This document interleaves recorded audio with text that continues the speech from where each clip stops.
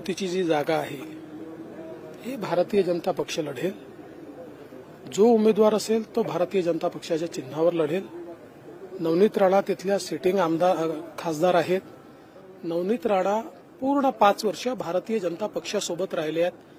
त्यांनी 5ही वर्ष लोकसभेमध्ये अतिशय ताकदीने भाजपची आणि मोदीजींची बाजू मांडलेली आहे।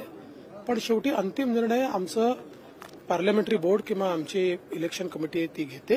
त्यामुळे त्याबद्दल यापेक्षा अधिक मी काही सांगू शकतो नाही। हर्षवर्धन पाटलांची नाराजी दूर झाली आहे। सुरू केलेला हर्षवर्धन पाटलांनी प्रचार सुरू केलेला आहे। शिवसेनेचा गड आहे असं ते म्हणतात। नाही, असं आहे की शेवटी जिथे भाजपला सीट सुटेल तिथे महायुतीने भाजपचं काम करायचं आहे। जिथे शिवसेनेला सुटेल तिथे आम्ही त्यांचं काम करायचं आहे।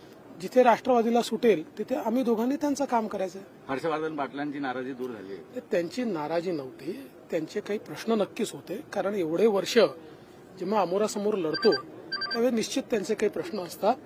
ते प्रश्न सोडवण्याचं मी पूर्ण आश्वासन दिलं आहे। त्यातल्या काही अडचणी आम्ही सोडवलेल्याही आहेत। मला पूर्ण विश्वास आहे, कारण हर्षवर्धन पाटील जेव्हापासून भारतीय जनता पक्षामध्ये आले आहेत त्यांनी सातत्याने भारतीय जनता पक्ष मोठा करण्याचा प्रयत्न केलेला आहे। पक्षाच्या प्रति समर्पित भावनेने ते त्या ठिकाणी काम करतात आणि त्यांच्यासारखं नेतृत्व हे मोठं झालं पाहिजे, भारतीय जनता पक्षाची जबाबदारी आहे।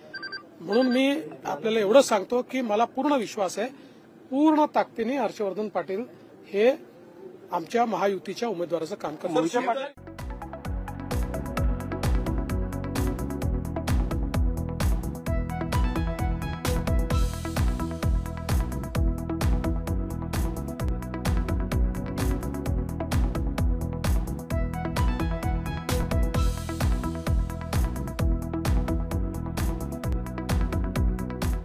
तर मी इतकंच म्हणेल की आपण जेवढेही युवा नेता आहोत त्यांनी लीडर हे फक्त लीडरशिप साठी काम करायला नको आहे। एक विजन असणारा लीडर आपण निवडून आणायला हवा आहे।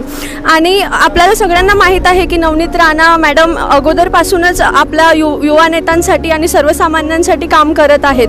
आपण त्यांना सपोर्ट करायला हवा आणि त्यांना परत एकदा निवडून आणायला हवं।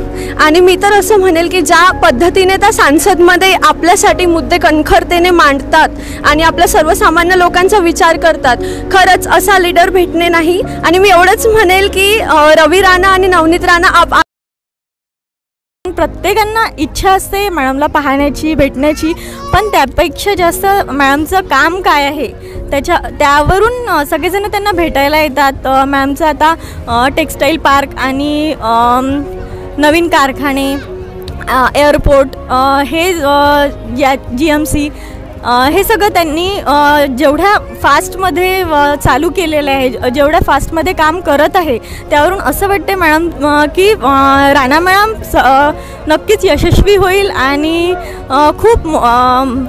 खूप लवकर त्यांची प्रगती होईल, आणखी जास्त प्रगती हो।